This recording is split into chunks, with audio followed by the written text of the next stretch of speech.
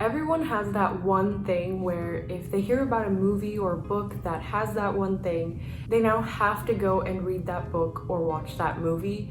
Whether it's werewolves, magic boarding schools, the enemies to lovers trope, we've all got that one thing. For me, that thing is alchemists. As someone who has to study a lot of chemistry for my degree, I love the idea that chemistry can trace its beginnings back to this sort of pseudoscience magic where people were trying to turn lead into gold. And so when I heard about MIDDLEGAME by Seanan McGuire and I saw that it was on sale for $3 on the Kindle app, I bought it immediately.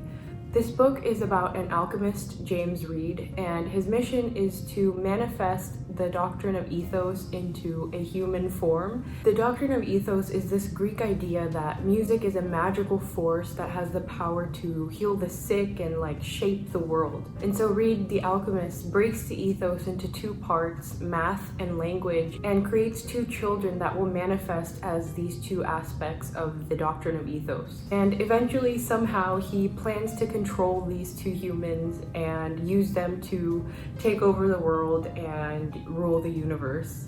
The first 50 to 70 pages of this book are a bit jarring as the author flits from character to character in an attempt to set the stage for the rest of the book. The result is that the first 100 pages of this book feel a little bit like a bloated prologue, which I actually don't mind, but I do think that at least one of the beginning chapters could have been cut from the book and nothing of value would have been lost.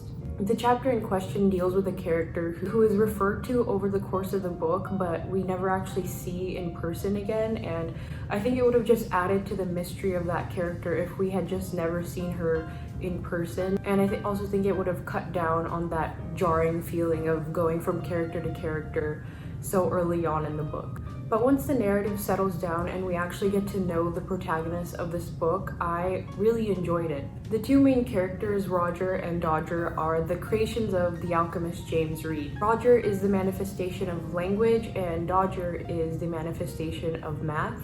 They're both separated at birth in an effort to make them more tractable and easier for James Reed to eventually control. But somehow, despite Roger living on the East Coast and Dodger living on the West Coast, they start hearing each other's voices in their heads when they're 7 years old. It seems that they have some sort of mental link as a result of being alchemical creations and not really being born normally. This part of the book is probably my favorite for how well Seanan McGuire handles the relationship between the brother and the sister. I really love the idea of platonic soulmates, and in her own words, McGuire describes the relationship with the following. They are very much two halves of the same person, one of the children of the moon. They can't be whole without one another, but their love is absolutely filial. They're brother and sister, and they come as a complete package.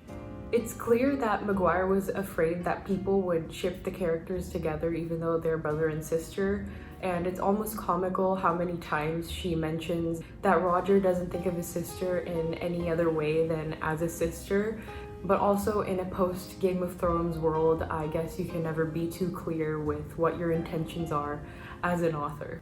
Is it just me, or is every book that comes out nowadays in a non-linear format? I'm not really complaining. I actually really love that about this book. And once it becomes apparent what the author was trying to do with the structure of this novel, I got really excited. There's a lot of buildup in this book. It clocks in at around 500 plus pages. So I was expecting the climax to be really mind-blowing with all the pieces McGuire was putting into place. But eventually the climax did feel a little flat for me. This had a lot to do with James Reed and his cronies just being very one-dimensional villains. There was one character in particular who was one of Reed's henchwomen, and I thought she was being built up to have a very interesting character arc, but at the end, she wasn't developed at all, and I was just so disappointed.